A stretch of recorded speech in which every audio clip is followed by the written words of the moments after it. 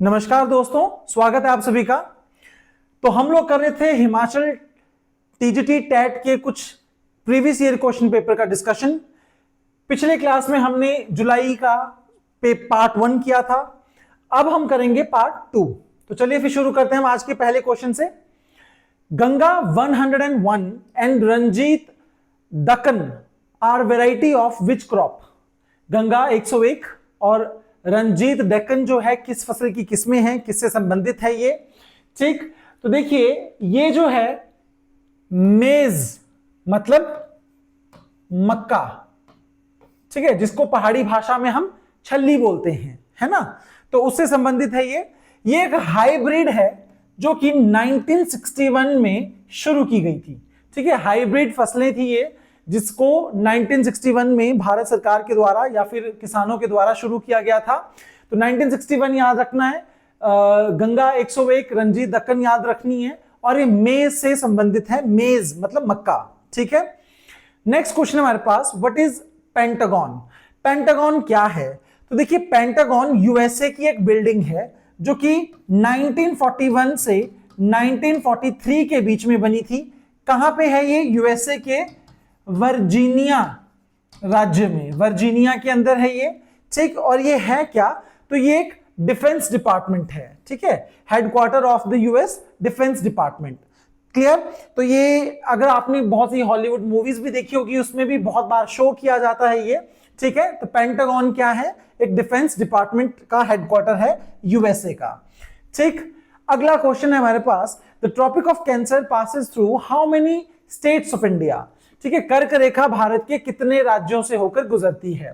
तो सही उत्तर सभी को पता है 8। बहुत बेसिक क्वेश्चन है ये। 8 राज्यों से जो है कर्क रेखा गुजरती है। सबसे पहले हम बात करें तो गुजरात, फिर राजस्थान, उसके बाद मध्य प्रदेश, उसके बाद छत्तीसगढ़, फिर उसके बाद छत्तीसगढ़ के बाद झारखंड, ठीक है, फिर उसके बाद पश्चिम बंगाल, देन त्रिपुरा और मिजोरम। ठीक है, इन 8 राज्यों से होकर जो है कर्क रेखा जो है भारत से गुजरती है। क्लियर? गुजरात, राजस्थान, मध्य प्रदेश, छत्तीसगढ़, झारखंड, पश्चिम बंगाल, त्रिपुरा और मिजोरम। और एक नदी है जो इसको 2 बार काटती है, मतलब इस तरह से रेखा है तो ये नदी इसको 2 बार ऐसे काटती है। इसका नाम है माही नदी। माही नदी ये मध्य प्रदेश में, फिर राजस्थान और फिर गुजरात में बहती है ये। ठीक है, खंबात की खाड़ी में गुजरात में आकर गिरती है माही नदी। क्लियर? तो ये याद रखना आपने। तो 8 राज्यों से होकर गुजरती है। नेक्स्ट क्वेश्चन है, who founded the city of Agra. Agra शहर की स्थापना जो है वो किसने की थी? तो देखिए भाई, आगरा शहर जो बनाया गया था वो 1504 में बनाया था और इसको राजधानी 1506 में घोषित किया गया है। ठीक है, ये सिकंदर लोधी के द्वारा बनाई गई है। ठीक है, जो दिल्ली सल्तनत में लोधी वंश का एक राजा था, सिकंदर लोधी। लोधी वंश का अगर पहला राजा बोला जाए तो बहलोल लोधी था। ठीक है, बहलोल लोधी पहला राजा था, राइट, लोधी वंश का। ठीक है, और सिकंदर लोधी 1504 में आगरा शहर का निर्माण करता है और 1506 में इसी को क्या कर देता है, राजधानी घोषित कर देता है। क्लियर? चलिए जी, नेक्स्ट क्वेश्चन है, who was the Guru of Shivaji Maharaj. Shivaji Maharaj के गुरु कौन थे? तो देखिए भाई, सबसे पहले तो चलो इसका आंसर है गुरु रामदास। ठीक है ना, गुरु रामदास। इनका रामदास समर्थ नाम है। ठीक है, समर्थ। गुरु गोविंद सिंह जी का जो बर्थ था, उनका जो जन्म हुआ है वो हुआ था पुणे में। कब? 1627 में। ठीक है, फादर का नाम था शाहजी भोसले। ठीक है, शाहजी भोसले फादर का नाम था। ठीक, और इनकी मदर जो थी उनका नाम था जीजाबाई। जीजाबाई। क्वेश्चन आता है बहुत बार कि शिवाजी की लाइफ में सबसे ज्यादा इन्फ्लुएंस किसका था? तो उनकी मदर जीजाबाई का था। ठीक है ना, तो ये ध्यान रखना है कि उनकी लाइफ में सबसे ज्यादा इन्फ्लुएंस किस पर्सन का था, तो उनकी माता का था, जीजाबाई का। क्लियर। एक क्वेश्चन और आता है कि उनके गुरु तो हो गए भाई रामदास समर्थ, ठीक है ना, गुरु रामदास समर्थ, लेकिन शिवाजी के संरक्षक कौन थे? ये क्वेश्चन बहुत बार आता है, शिवाजी के संरक्षक कौन थे? तो इनका नाम था दादाजी कोंडदेव, दादाजी कोंडदेव। ठीक है, दादाजी कोंडदेव इनका नाम था। वो इनके प्रोटेक्शन के अंडर रहते थे, जीजाबाई जो थी। ठीक है ना, तो ये शिवाजी के भी संरक्षक जो हैं बताए जाते हैं। अब शिवाजी को छत्रपति की उपाधि दी गई थी, राइट। छत्रपति की उपाधि शिवाजी को किसने दी थी? तो वो एक महाराष्ट्रन ही थे जो यूपी में जाके जो है वहां पे बसे हुए थे। उनका नाम था श्री गंगा भट्ट। तो ये याद रखना है, श्री गंगा भट्ट। ठीक है, श्री गंगा भट्ट। तो इन्होंने इनका राज्याभिषेक किया था दूसरी बार, और छत्रपति की भी उपाधि जो है दी थी। एक और क्वेश्चन जो बहुत से एग्जाम में पूछा जाता है कि शिवाजी ने 2 टाइप के टैक्स लगाए थे, एक का नाम है चौथ और एक का नाम है सरदेश मुखी, सरदेश मुखी। बस ये ध्यान रखना है, ये 2 टाइप के टैक्स जो हैं शिवाजी महाराज ने लगाए हुए थे। ठीक है, मराठा एम्पायर के जो हैं इनको संस्थापक जो है वो माना जाता है। ठीक है, एक और वेरी इंपॉर्टेंट क्वेश्चन, शिवाजी के टाइम पीरियड में कौन होते थे? तो अष्टप्रधान, अष्टप्रधान होते थे।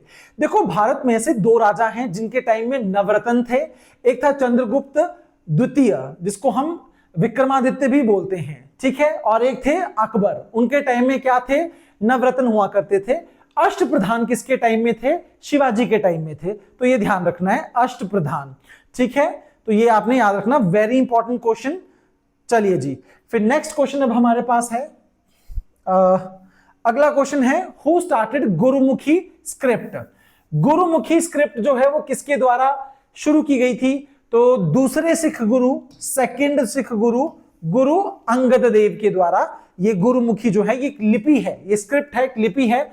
जैसे देवनागरी लिपि जो है हिंदी के लिए इंपॉर्टेंट है, वैसे ही गुरुमुखी लिपि जो है वो सिखों के लिए इंपॉर्टेंट है। ठीक है ना, तो गुरु नानक पहले सिख गुरु। ठीक है, तलवंडी वहां पे इनका बर्थ हुआ था, लाहौर में। ठीक, ननकाना साहिब वहां पे गुरुद्वारा भी है, ध्यान रखना आपने।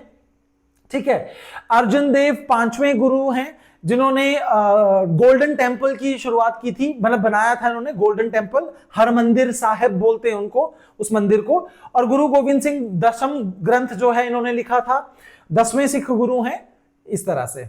और इन्होंने ही आपके याद कीजिए 1699 में खालसा पंथ की स्थापना की थी। 1708 में इनकी डेथ हो गई थी, है ना, डेथ मतलब इनको मार दिया गया था। गुरु गोविंद सिंह जी को महाराष्ट्र में इनकी हत्या कर दी गई थी। ठीक है, ये याद रखना आपने। जमशेद खान नाम का एक पर्सन था, जमशेद खान, और नादेड़ में इनकी हत्या की है, महाराष्ट्र के नादेड़ में। ठीक है, 1708 में। उसके बाद बंदा बहादुर जो है इनका सक्सेसर बनता है आगे को। क्लियर, तो ये देखा था हमने। और इन्होंने 5 ककार भी दिए हुए थे। चलिए जी, नेक्स्ट क्वेश्चन हमारे पास, from which country was the idea of 5-year plan taken? पंचवर्षीय योजना किस देश से हमने जो है कॉपी किया हुआ है? ठीक, चलिए जी, पंचवर्षीय योजना हमने किस देश से कॉपी किया हुआ है? तो मैंने आपको पहले भी बताया था, यूएसएसआर, सोवियत यूनियन के द्वारा जो है पंचवर्षीय योजना जो है वो ली गई थी। पंचवर्षीय योजना हालांकि प्लानिंग कमीशन 1950 में बना था, 1951 में 1956 तक पहला चला था। 12वीं पंचवर्षीय योजना चली थी लास्ट 2012 से लेकर 2017 तक। उसके बाद पंचवर्षीय योजनाएं खत्म कर दी गई है। अब ये योजनाएं 15 सालों के लिए की जाती हैं, ध्यान रखना है, लेकिन इनको 5-5 सालों के लिए डिवाइड किया जाता है, ये आप भी याद रख लीजिए। अब पंचवर्षीय योजनाओं की जगह क्या बन चुका है? तो नीति आयोग, इसकी स्थापना हो चुकी है 1 जनवरी 2015 2015 को ये समाप्त कर दिया गया था। तो ये ध्यान रखना है आपने। नीति आयोग आ गया फिर उसकी जगह पे, तो ये हमने यूएसएसआर रशिया से प्लानिंग कमीशन का जो या पंचवर्षीय योजनाओं का विचार लिया था। ठीक, नेक्स्ट क्वेश्चन है, when the constitution of India was enacted, जब संविधान लागू किया गया था, what was the minimum age of voting in the original version of a constitution. ठीक है ना, तो संविधान में वोट देने की जो एज, करेक्ट एज थी वो क्या थी? तो भाई हम बहुत बार पढ़ चुके हैं, 21 एज हुआ करती थी, 21 से इसको 18 में बदला गया। कब बदला गया? तो भाई ये 61 संविधान संशोधन 1989 में बदला गया है। कब? 61 कॉन्स्टिट्यूशन अमेंडमेंट 1989 में। ठीक, 21 से घटा के क्या कर दी गई? 18 वर्ष कर दी गई थी। चलो भाई नेक्स्ट क्वेश्चन आता है हमारे पास, which governor general called himself Bengal tiger, किसने खुद को बंगाल टाइगर जो है वो कहा था? Clive, Wellesley, Hastings, Cornwallis. ठीक है, क्लाइव जो है बंगाल का पहला गवर्नर है जिसने 1757 में प्लासी का युद्ध भी लड़ा था। ठीक है, इसका सही आंसर कौन है? Wellesley, Lord Wellesley. तो वेलेस्ली पर्सन जो था उसने खुद को बंगाल टाइगर घोषित किया था, मतलब एक उपाधि ली थी या फिर अपने आप को बुलवाता था वो एज अ बंगाल टाइगर। ठीक है, वेलेस्ली का जो आपका जो टाइम पीरियड है वो कब से कब तक है? तो 1798 के आसपास है और 1805 तक वो भारत में गवर्नर बना रहता है। ये भारत में नहीं, अगर हम बोले तो बंगाल का गवर्नर जनरल था उस समय। ठीक है, क्या लगाया था इसने भाई? तो सहायक संधि। देखिए अब ये बड़ी इंपॉर्टेंट है, सहायक संधि जो है इसने चलाई थी ये सहायक संधि, जिसको हम सब्सिडरी अलायंस बोलते हैं। था क्या ये? Subsidiary alliance. तो सब्सिडरी अलायंस क्या था? मान लो ये एक राज्य है, ये दूसरा राज्य है। ठीक, इन दोनों की आपस में नहीं बनती है, तो क्या करता था? तो वेलेस्ली की सेना जाती थी और ए राजा को बोलती थी कि हम आपके बाउंड्री पे अपनी सेना रखेंगे और आपकी प्रोटेक्शन बी से करेंगे। ठीक है, वैसा ही वो बी के पास जाके भी बोलते कि हम आपकी रक्षा करेंगे ए से और आपके यहां पर हम प्रोटेक्शन देंगे, बदले में आपको हमारी सेनाओं को सैलरी देनी पड़ेगी, खाना पीना देखना पड़ेगा, वो इस तरह से। हालांकि लड़ाइयां आपस में हो नहीं रही है, लेकिन उनको प्रोटेक्ट करने के लिए ऐसे ही सब्सिडरीज जो है वे बनाई जा रही थी। तो इस तरह की इसने जो है ये बनाई थी सहायक संधि, क्या बोलते हैं इसको? Subsidiary alliance. पहला, अब क्वेश्चन आता है कि पहला राज्य कौन था जो सब्सिडरी अलायंस के अंदर आया था? तो ये याद रखना है, हैदराबाद। हैदराबाद पहला राज्य था जो आपके सहायक संधि के अंदर आया था। सहायक संधि कौन लेके आया? लॉर्ड वेलेस्ली, ये याद रखना है आपने। ठीक है भाई, तो कॉर्नवालिस भी यहां पर है। लॉर्ड कॉर्नवालिस का भी बड़ा इंपॉर्टेंट क्वेश्चन आता है भाई। लॉर्ड कॉर्नवालिस ने भी कुछ खोला था। क्या खोला था इन्होंने? तो परमानेंट सेटलमेंट। ठीक है, परमानेंट सेटलमेंट। ठीक है, परमानेंट सेटलमेंट मतलब इसको हम हिंदी में स्थायी बंदोबस्त भी बोलते हैं। ठीक है, स्थायी बंदोबस्त। ठीक है, स्थायी बंदोबस्त भी इसको कहा जाता है। इसके तहत क्या रखा गया था कि 90% जो उपज होगी, जो भी आप लैंड रेवेन्यू कमाओगे, ठीक है, लैंड रेवेन्यू, भू राजस्व, ठीक है, वो जाएगा सरकार को और सिर्फ 10% जो है लोगों के पास रखा जाएगा। सिर्फ इतना कम, 10%। तो ये जो है इसने बनाया था कॉर्नवालिस ने।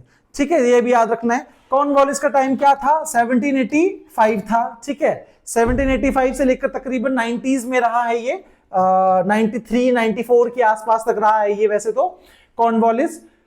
क्लियर? तो ये दोनों क्वेश्चन बहुत इंपॉर्टेंट हैं। ठीक है, सहायक संधि किसने शुरू की? वेलेस्ली ने। स्थायी बंदोबस्त किसने शुरू किया? कॉर्नवालिस ने। वेलेस्ली खुद को क्या बोलता है? बंगाल टाइगर बोलता था। और आपको पता है ये वॉरेन हेस्टिंग्स जो थे, ये कौन थे? ये बंगाल के पहले गवर्नर जनरल थे, जिनके टाइम में क्या आया? 1773 का रेगुलेटिंग एक्ट। रेगुलेटिंग एक्ट आया था, ठीक है ना, इनके टाइम पीरियड में। क्लियर? तो ये तो थे हमारे कुछ क्वेश्चंस इनसे, तो याद रखना आप लोगों ने। चलिए अभी नेक्स्ट आता है हमारे पास, तो ये तो सॉरी वेलेस्ली है इसका आंसर, ठीक। नेक्स्ट क्वेश्चन है, who was the prime minister of the United kingdom at the time of revolution of 1857, या रिवॉल्ट, जो रिवॉल्ट हुआ है 1857 की जो क्रांति हुई है, उस समय यूनाइटेड किंगडम के प्रधानमंत्री कौन थे? भाई ये क्वेश्चन बड़ा इंपॉर्टेंट है, बहुत बार आ जाते हैं ये, ठीक है। तो कौन थे भाई? तो पामस्ट्रॉन्ग थे, ध्यान रखना आपने, ठीक है, लॉर्ड पामस्ट्रॉन्ग, ठीक है। इनका नाम पूरा हेनरी जॉन पामस्ट्रॉन्ग था, ठीक। 1857 में ये यूनाइटेड किंगडम के क्या थे? प्राइम मिनिस्टर हुआ करते थे। अच्छा, और कौन से क्वेश्चन आते हैं? तो 1947 में कौन थे? आजादी के समय में ब्रिटेन के प्राइम मिनिस्टर कौन हुआ करते थे? ये क्वेश्चन भी बहुत बार आता है, तो आपने पढ़ा भी होगा ये, क्लीमेंट एटली, ठीक है। क्लीमेंट एटली जो थे वो हुआ करते थे, ठीक है। 1947 में भारत जब आजाद हुआ है, यूनाइटेड किंगडम या इंग्लैंड के प्रधानमंत्री कौन थे? क्लीमेंट एटली थे। ये क्वेश्चन आता है। अच्छा, राउंड टेबल, जो हमारे गोलमेज सम्मेलन हुआ है 1930 से लेकर 1932 तक, है ना, जब गांधी 31 में गए थे, ठीक है। ये 3 राउंड टेबल हुए थे, गोलमेज सम्मेलन, राइट। उस समय कौन थे? तो रामसे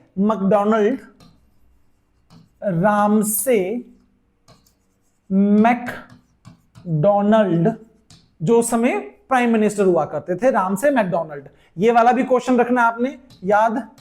राउंड टेबल के दौरान कॉन्फ्रेंस जो हुई है, उस कॉन्फ्रेंस के दौरान प्राइम मिनिस्टर कौन थे? तो ये थे भाई। अच्छा, एक और क्वेश्चन आता है कि भारत छोड़ो आंदोलन जो चला हुआ था, कब चला था? 1942 में चला था। उस समय कौन थे? ये 3-4 पेपर में बहुत रिपीटेड क्वेश्चन है भाई, ठीक है ना। तो उस समय कौन थे? तो ये तो बहुत ही फेमस है, विंस्टन चर्चिल, ये तो बहुत ही ज्यादा फेमस है, विंस्टन चर्चिल। तो ये याद रखना आपने, ठीक है। भारत छोड़ो आंदोलन 42 में हुआ, विंस्टन चर्चिल थे उस समय। आजादी के समय में क्लेमेंट एटली थे, ठीक है। जो राउंड टेबल जो हुए थे उसमें रामसे मैकडोनाल्ड थे, ठीक। और 1857 की क्रांति के समय में पाम स्ट्रॉन्ग थे, ठीक है ना। क्लियर? चलिए जी, नेक्स्ट क्वेश्चन है हमारे पास, who is the author of the book Freedom from Fear? ठीक है, फ्रीडम फ्रॉम फियर पुस्तक के लेखक कौन है? अगेन रिपीटेड क्वेश्चन, बहुत बार आता है ये। आंग सान सू की कहां की हैं? म्यांमार से बिलोंग करते हैं। 1992 के आसपास, जितना मुझे याद आ रहा है 231 भी हो सकता है, प्लीज आप चेक कर लेना एक बार। लेकिन यहां पे इनको नोबेल प्राइज भी मिला है, पीस का, शांति का नोबेल प्राइज भी इनको मिल चुका है, आंग सान सू की को। म्यांमार की गवर्नमेंट ने इनको हाउस अरेस्ट रखा था काफी साल तक, ठीक है। ये वहां पे डेमोक्रेसी लाना चाह रही थी, लेकिन वहां पे मार्शल लॉ लगा रहता है। मार्शल लॉ का मतलब है आर्मी जो है रूल कर रही है, वहां पे डेमोक्रेसी नहीं है, राइट। तो उसके लिए लड़ाई करने की इन्होंने बहुत ज्यादा की थी, शांति के लिए भी। तो इनको नोबेल प्राइज भी मिला हुआ है आंग सान सू की को। तो ये ध्यान रखना है, इनकी बुक है freedom from fear. Next question है, if the office of the president of India becomes vacant and the vice president is also vacant, then who will be the acting president? देखिए, जब राष्ट्रपति नहीं होगा तो कार्यकारी राष्ट्रपति बनता है, ठीक है, एक्टिंग प्रेसिडेंट बनाया जाता है। तो प्रेसिडेंट ऑफिस में नहीं है तो वाइस प्रेसिडेंट काम करेगा। वाइस प्रेसिडेंट भी ऑफिस में नहीं है तो विच CJI, chief Justice of India, Bharat का मुख्य न्यायाधीश, वो राष्ट्रपति के तौर पे बनता है। इसका एक बहुत अच्छा एग्जांपल देखेंगे हम।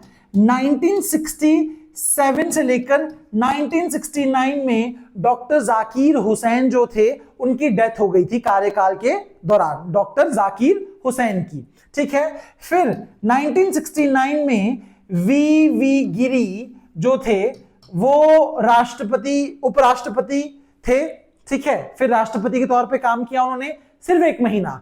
कुछ कारणवश उनको भी जाना पड़ा, वीवी गिरी को भी जाना पड़ा, तो वो पोस्ट भी खाली हो गई। फिर भारत के मुख्य न्यायाधीश जो थे उसमें हिदायतुल्लाह, ठीक है, एम हिदायतुल्लाह जो थे, हिदायतुल्लाह, ठीक है, हिदायतुल्लाह, वो फिर भारत के राष्ट्रपति बनाए गए थे। कौन से वाले? कार्यकारी राष्ट्रपति, एक्टिव प्रेसिडेंट, वो ध्यान रखना है आपने, ठीक है। तो हमेशा चीफ जस्टिस ऑफ इंडिया ही फिर काम करेगा अगर प्रेसिडेंट ऑफिस में नहीं है, वाइस प्रेसिडेंट ऑफिस में नहीं है तो, ठीक। चलिए जी, नेक्स्ट क्वेश्चन हमारे पास, in which state was the first newsprint mill set up in India? अखबारी कागज मिल जो है वो किस जगह पे बनाई गई थी भारत में सबसे पहले? ठीक है, तो भाई ये बनाई गई थी मध्य प्रदेश में, ठीक है। ये बात है पोस्ट इंडिपेंडेंट की, इंडिपेंडेंस के बाद की, 1955 में ये बनाई गई थी, ठीक है, नेपा नगर में। तो नेपा लिमिटेड करके इसका नाम भी था, ठीक है। नेपा नगर कहां पड़ता है? नेपा नगर मध्य प्रदेश में पड़ता है, और यहां पे ये खोली गई थी ये factory. Clear? Next question, what was the symbol of the revolution of 1857? 1857 की क्रांति का सिंबल क्या था, प्रतीक क्या था? अगेन दोस्तों बहुत ही रिपीटेड क्वेश्चन है, ये बहुत बार पेपर में आता है।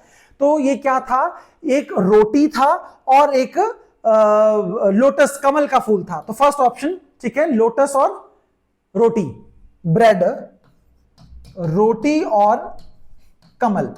अच्छा, ये प्रतीक का मतलब क्या था? भाई लोगों को जागरूक करने के लिए घरों घरों में रोटियां भेजी जाती थी, कमल साथ में भेजा जाता था। तो ये एक वो प्रतीक था कि भाई हाँ, इस घर के लोग भी 1857 की क्रांति में भाग ले रहे हैं, ठीक है। तो रोटी और कमल जो है ये एक क्या बन गया था? प्रतीक बन गया था, ठीक। तो 1857 की क्रांति मई महीने से शुरू हो गई थी, ठीक है। अप्रैल महीने में फांसी लगा दी गई थी जो इंडियन वो 34 बंगाल इन्फेंट्री के उसके जो नेता थे, उनका नाम मुझे भी याद नहीं आ रहा, एकदम से भूल गया मैं, ठीक है। चलिए फिर आगे देखते हैं बाद में, चलिए ठीक है। इसके आगे क्या क्या हुआ था? तो देखिए ये रिवॉल्ट किस कारण हुआ था? बहुत सारे कारण थे इसके, ठीक, पर मैक्सिमम अगर हम बोलते हैं इसके फेल होने का कारण क्या था, तो फेल होने के कारण था पर्सनल बेनिफिट को देखना। वो कलेक्टिवली देश को आजाद करने के लिए नहीं लड़ रहे थे, अपने पर्सनल बेनिफिट्स को देख रहे थे वो, है ना, अपने अपने मतलब अपना उल्लू सीधा कर रहे थे, सीधे अगर बात करें हम, ठीक है। तो झांसी में लक्ष्मीबाई लड़ रही थी, ठीक। कानपुर में कौन थे? अब ये क्वेश्चन बहुत बार आते हैं, कानपुर में कौन थे, फलानी जगह कौन थे? तो कानपुर में नाना साहेब थे, नाना साहेब, जिनको ढोंडू पंथ भी बोलते हैं, ढोंडू पंथ, ठीक है। लखनऊ में कौन थे? तो लखनऊ में जो थी बेगम हजरत महल, ठीक है, बेगम हजरत महल थी, ठीक। बिहार में कौन थे? बिहार में कुंवर सिंह, ठीक है। यहां पे कौन थे? कुंवर सिंह थे, और ये सबसे बड़ी एज के थे, बहुत मतलब बहुत बुजुर्ग थे, इन्होंने भी लड़ाई में हिस्सा लिया था। फैजाबाद में कौन थे? फैजाबाद में तो मौलाना अब्दुल, ठीक है, ठीक, मौलाना अब्दुल या फिर अहमदुल्ला भी बोलते हैं इनको, तो अगर ऐसे बोले तो अहमदुल्ला, ठीक है, मौलाना या मौलवी अहमदुल्ला, ठीक है। डंका शाह, इनका एक और नाम था डंका शाह, वो याद रखना आपने, डंका शाह, डंका शाह, मौलवी अहमदुल्ला भी बोल सकते हो आप। चलिए जी, ठीक है, तो ये इस तरह से लड़ा गया था। और चलिए नेक्स्ट क्वेश्चन है हमारे पास, who has written the book rise of the Maratha power? Maratha power में जो राइज हुआ है ना, वो किसके द्वारा लिखी गई एक पुस्तक है। ठीक, तो ये किताब जो है रनाडे के द्वारा लिखी गई है, महादेव गोविंद रनाडे के द्वारा। ठीक, चलिए नेक्स्ट क्वेश्चन है, what is the maximum sanction number of जजेस in the Supreme Court of India including the Chief Justice of India. अब सीधी सी बात करें हम तो 33 जजेस हैं plus 1 chief Justice of India हैं, तो टोटल कितने हो गए 34 हो गए। ठीक है, आर्टिकल क्या है हमारा सुप्रीम कोर्ट के लिए, तो आर्टिकल है 124, और हाई कोर्ट के लिए क्या है, तो हाई कोर्ट के लिए आता है 214। इसी का थोड़ा सा आगे पीछे करना है आपको, 214 हाई कोर्ट के लिए है, सुप्रीम कोर्ट के लिए 124 है। ठीक है, चीफ जस्टिस ऑफ इंडिया और 33 जो हैं बाकी चीफ जजेस होते हैं। ठीक, 33 हैं। हाँ, एक क्वेश्चन आपको आता है कि हाई कोर्ट में सबसे ज्यादा स्ट्रेंथ किस कोर्ट में है, हाई कोर्ट, कौन से हाई कोर्ट में जजेस की सबसे ज्यादा स्ट्रेंथ है, तो ये है इलाहाबाद कोर्ट। इलाहाबाद कोर्ट में सबसे ज्यादा स्ट्रेंथ है। ठीक है ना, हाई कोर्ट की बात हो तो। चलिए next question, when was NITI Aayog established, अभी बात की हमने 1 जनवरी 1915 को। ठीक है, 1 जनवरी 1915 को जो है नीति आयोग की स्थापना की थी, national institution for transforming India, है ना, national institution for transforming India, ये इसका नाम है। ठीक है, और प्राइम मिनिस्टर हमेशा इसके चेयरमैन होंगे। चेयरमैन कौन होगा, प्रधानमंत्री। तो वाइस चेयरमैन कौन है, तो ये क्वेश्चन कई बार पेपर में इंपॉर्टेंट होता है। तो वाइस चेयरमैन आजकल हैं सुमन बेरी। और एक क्वेश्चन आता है सीईओ कौन है ना, सीईओ प्रेजेंट समय में कौन है, तो BVR सुब्रमण्यम।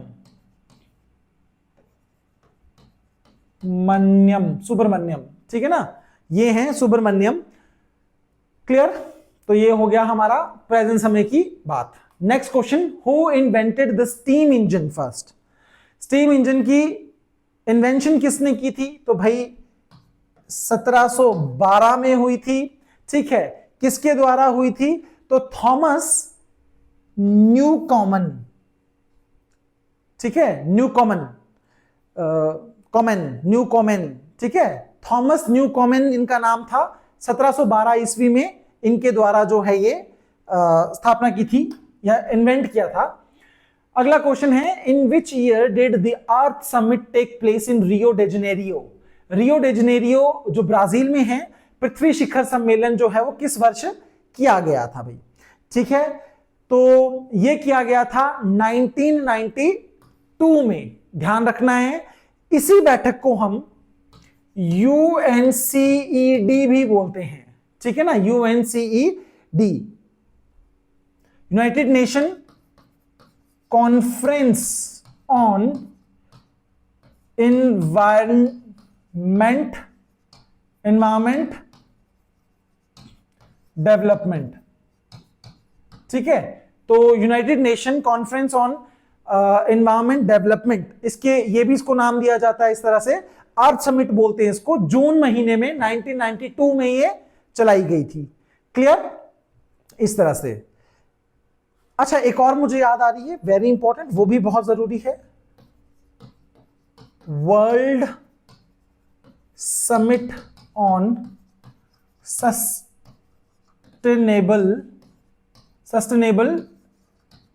डेवलपमेंट। ये मीटिंग कहां हुई थी, ये कॉन्फ्रेंस कहां हुई थी, ये भी बहुत जरूरी है। ये सस्टेनेबल डेवलपमेंट की ये हुई थी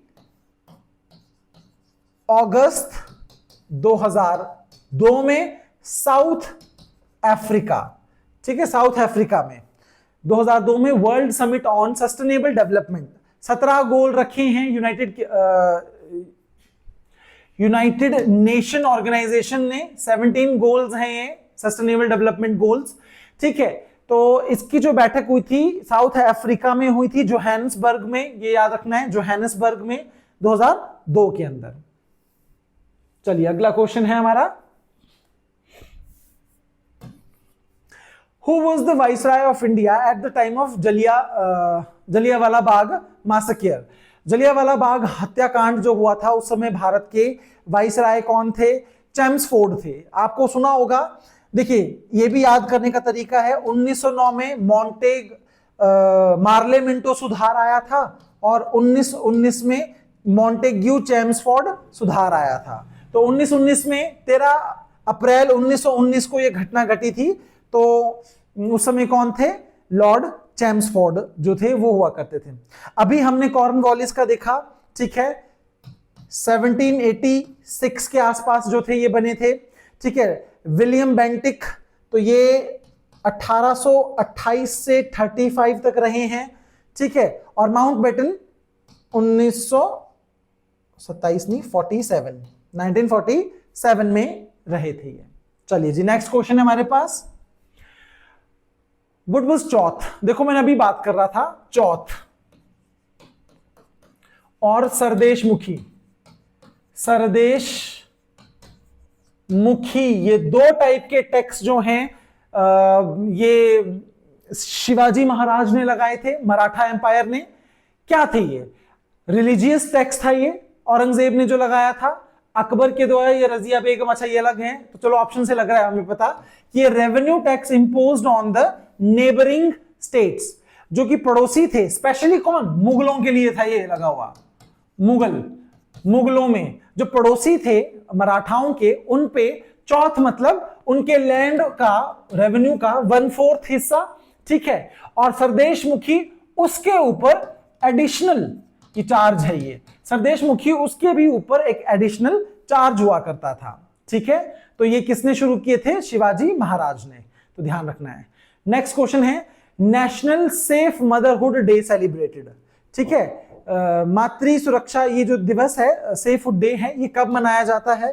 तो भाई ये मनाया जाता है 11 अप्रैल को, ठीक है। 11 अप्रैल को जो है ये मनाया जाता है, तो ध्यान रखना आपने इसका, ठीक है। किस लिए बनाया गया?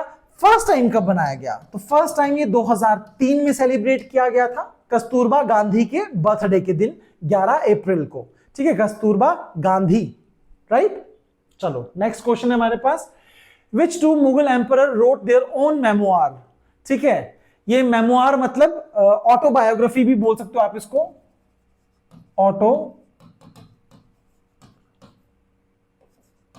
ऑटोबायोग्राफी। तो मैंने आपको पहले ही बोला, एक तो है बाबर ने लिखी तुर्की भाषा में, क्योंकि उसकी कोर्ट लैंग्वेज क्या थी? तुर्की।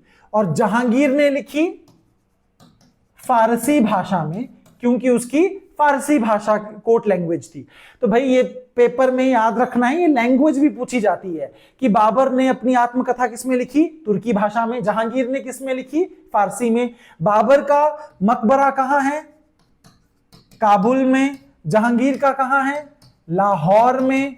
और लास्ट में बहादुर शाह जफर जो है रंगून में, राइट। तो अलग अलग जगह हैं। ये 3 ऐसे मुगल राजा हैं जिनके मकबरा बाहर है ना, इंडिया से बाहर है। Next question, when was Shimla declared as the summer capital of British India? तो भाई ये तो बोलना पड़ेगा, कैसे याद रखना है? एल्गिन, लॉर्ड एल्गिन याद रखना है आपने। उसकी डेथ हो गई थी मंडी के आसपास ही, इनकी डेथ हुई है। शिमला से धर्मशाला जा रहे थे, धर्मशाला में इनकी कब्र भी है, बोल सकते हो आप, दफनाया गया वहां पे, ठीक है। उसके बाद लॉर्ड जॉन लॉरेंस आए थे, ठीक है, 1864 में। उनको भारत में शिमला बहुत खूबसूरत लगा, तो उन्होंने शिमला को समर कैपिटल जो है घोषित कर दिया। लॉरेंस ने किया है, याद रखना आपने, लॉर्ड लॉरेंस ने, ठीक है, 1864 के अंदर। Very important question. नेक्स्ट अगला क्वेश्चन है, which industry is known as sunrise industry?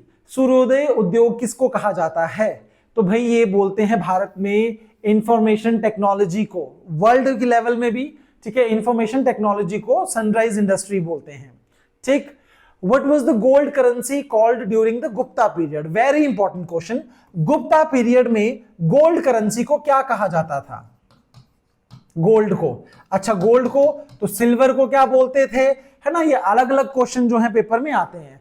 तो दिनार कहा जाता था। मौर्य काल में, अब देखिए, मौर्य काल में गोल्ड को कुछ और बोलते थे, ठीक है, पहले वो देखते हैं मौर्य काल का। गुप्ता पीरियड में तो हो गया, दिनार जो थी इसको सोने की करेंसी बोली जाती थी, ठीक है। मौर्य काल में निष्का कहा जाता था, ठीक है, गोल्ड कॉइन को निष्का कहा जाता था, ठीक है, निष्का, उल्टा निष्का कहा जाता था। क्लियर है, ये याद रखना आपने। स्वर्ण भी बोलते थे, ठीक है। चांदी, सिल्वर को क्या बोलते थे, तो पण कहा जाता था। वेरी इंपॉर्टेंट, ये पेपर में आ चुके हैं क्वेश्चन, ठीक है, हमीरपुर बोर्ड के या फिर शिमला बोर्ड के, तो ध्यान रखना है, ये पेपर रिपीटेड है। सिल्वर को बोलते थे पण, मौर्य काल की बात कर रहा हूं मैं, ठीक है। निष्क बोलते थे इसको, गोल्ड कॉइन्स को, ठीक है। और मास्क कहा जाता था, मास्क, ये थे आपके कांस्य और तांबा, ठीक है, कांस्य और तांबा के सिक्कों को मास्क कहा जाता था, ठीक है, मास्क। कहां पे, मौर्य काल के अंदर। अच्छा, करशपण, ये क्वेश्चन बहुत आता है। अब करशपण ये क्या है, कौन से प्रकार का ये सिक्का है, तो ये मौर्य काल में भी और गुप्त पीरियड में भी इसको कहा जाता है। करशपण जो है कनिष्क के काल में जो थे, ये एक सिक्के हुआ करते थे, और ये जो हैं कांसे के सिक्के हुआ करते हैं, इनको भी करशपण कहा जाता है। तो ध्यान रखना है आपने, ठीक है, कनिष्क के टाइम में, कनिष्क, ठीक, कनिष्क जो एक राजा रह चुके हैं बड़े इंपॉर्टेंट, उनके टाइम पीरियड में जो थे। हाँ, तो कनिष्क के टाइम में भी गोल्ड को दिनार बोलते थे, मौर्य के टाइम में भी गोल्ड को दिनार बोलते थे, गुप्त के पीरियड में भी दिनार बोलते थे गोल्ड को, ठीक है, तो ये ध्यान रखना है आपने। अच्छा, सिल्वर को गुप्त पीरियड में क्या कहा जाता था, सिल्वर को तो ये रूपक, सिल्वर कॉइन्स को कहा जाता था गुप्ता पीरियड में रूपक, तो ये ध्यान रखना आपने, रूपक। क्लियर, तो ये बहुत बार पेपर में क्वेश्चन पूछ लिए जाते हैं। नेक्स्ट क्वेश्चन है हमारे पास, the headquarter of European Union. भाई यूरोपियन यूनियन का हेडक्वार्टर कहां है, तो बेल्जियम की राजधानी ब्रुसेल्स में है, ठीक है। यूरोपियन यूनियन का हेडक्वार्टर, इसकी स्थापना कब की गई थी, 1 नवंबर 1993 में इसकी स्थापना की गई थी। टोटल इसमें 27 कंट्रीज हैं, करेंसी इनकी यूरो है, ठीक है ना, यूरो इनकी करेंसी रहती है, ठीक है, ब्रुसेल्स में। नेक्स्ट क्वेश्चन है हमारे पास, who presided over the first meeting of Indian Constituent Assembly. संविधान सभा की पहली बैठक, मतलब 9 दिसंबर 1946 को, उसकी अध्यक्षता किसने की थी, तो ये की थी सच्चिदानंद सिन्हा ने। डॉक्टर सच्चिदानंद सिन्हा अस्थायी अध्यक्ष थे उस समय, पर अध्यक्ष थे, टेम्पररी तौर पे बनाए गए थे। फिर 11 दिसंबर को पूरी दूसरी बैठक बैठी थी, जिसमें राजेंद्र प्रसाद को परमानेंट मेंबर बना दिया गया था, ठीक है भाई। BN राव एडवाइजर बने थे, ठीक है ना, तो ये वेरी इंपॉर्टेंट है। चलिए जी, नेक्स्ट है हमारे पास, where is Indira Point located. Indira Point Bharat का सबसे सदर्न पॉइंट है, तो ये अंडमान और निकोबार में है, ठीक है। इंदिरा पॉइंट, इसको पिगमेलियन पॉइंट भी बोलते हैं और पार्सन पॉइंट भी बोलते हैं, पार्सन पॉइंट भी कहा जाता है, तो ये भी याद रखना है, पिगमेलियन, पार्सन पॉइंट भी इसी को ही कहा जाता है, ठीक। अंडमान निकोबार में इंदिरा पॉइंट को। इंदिरा कॉल सबसे नॉर्थ जम्मू में है, किबिथू ईस्ट पॉइंट है अरुणाचल प्रदेश में, गोहर मोती गुजरात में है सबसे वेस्टर्न पॉइंट, ठीक। What is mission Indradhanush related to. Indradhanush जो एक मिशन था वो किससे संबंधित था, तो भाई ये तो ministry of health and family welfare ने चलाया था। 2014 में इसको शुरू किया गया था, और ये था वैक्सीनेशन के लिए। ध्यान रखना है, वैक्सीनेशन के लिए है ये प्रोग्राम चलाया गया था ministry of family and health and family welfare. 2014 में इसको इनॉग्रेट किया गया था मोदी गवर्नमेंट के द्वारा, ठीक है, उस समय, और वैक्सीनेशन के लिए ये जाना जाता है। क्लियर? तो 150 क्वेश्चन हो गए। आज के लिए सिर्फ इतना ही गाइस, बाकी फिर नेक्स्ट क्लास में। Okay, thank you.